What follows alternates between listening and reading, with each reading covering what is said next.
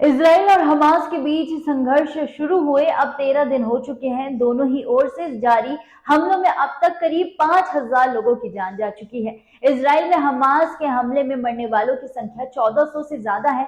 उधर गाजा पट्टी में हुई बमबारी में 35,000 की मौत हो चुकी है। इनमें एक बड़ा आंकड़ा मंगलवार को अस्पताल में हुए धमाके में मारे जाने वाले लोगों का है। इस बीच गुरुवार को वेस्ट बैंक में इजरायली बलों और फिलिस्तीनियों के बीच झड़प हो गई। बताया गया है कि इजराइल के कुछ सैनिक जब हमास के संदिग्ध आतंकियों को गिरफ्तार करने के लिए छापेमारी कर रहे थे, उसी दौरान भीड़ ने उन पर हमला कर दिया। जवाबी कार्रवाई में 2 युवकों समेत 3 फिलिस्तीनियों की जान चली गई। वहीं इजराइल और हमास के बीच युद्ध में करीब 5,000 लोगों की मौत हो गई है।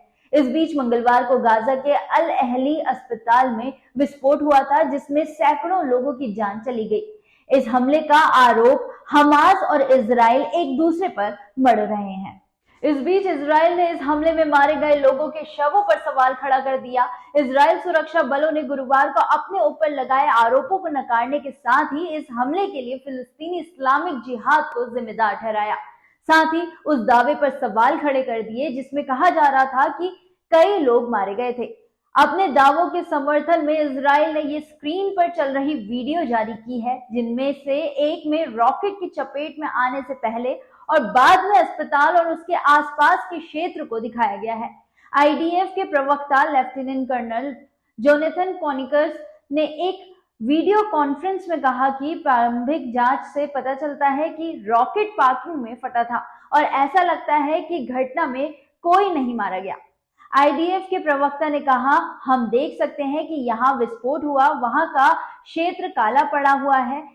ऐसा लगता है कि वहां भयानक आग लगी थी। ये वास्तव में केंद्र है जहां रॉकेट ने प्रभावित किया है। मैं जो देख पा रहा हूं वहां लगभग 15 कारें हैं जो हमले से प्रभावित हुई थी। आग से जले सामानों को भी देखा जा सकता है। हालांकि जो मुझे नहीं दिख रहा है वो है शव। आईडीएफ ने गाजा में हमास नियंत्रित स्वास्थ्य मंत्रालय के उस दावे पर सवाल उठाया जिसमें कहा गया था कि विस्फोट में कई लोग मारे गए थे। लेफ्टिनेंट कर्नल कॉर्निकस ने कहा, अगर वास्तव में यहाँ 471 या 500 लोग मारे गए हैं तो सभी के शव कहाँ हैं? इजराइल ने ये एक अन्य वीडियो जारी कर कहा कि आरोप लगाने से पहले अपना फुटेज जांचिए। 6:59 पर इजराइल को निशाना बनाकर रॉकेट छोड़ा गया जो असफल हो गया और वहीं विस्फोट हो गया। गाजा के अस्पताल पर भी 6:59 पर ही हमला किया गया था।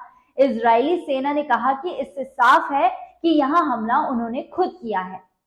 आईडीएफ के प्रवक्ता ने घटनास्थल की एक और वीडियो को दिखाते हुए कहा कि तस्वीरों में साफ भीषण आग दिख रही है। जबकि इजरायली बम से हमला किया गया तो वहां गड्ढा होता, ना कि आग। उन्होंने कहा, अगर आप लोग खतरे देख रहे हैं तो ठीक ऐसे ही हमले इजराइल पर देख सकते हैं। जब इजराइल पर रॉकेट से हमला किया जाता है तो हम यही देखते हैं, जली हुई कारें, जले हुए सामान और आग।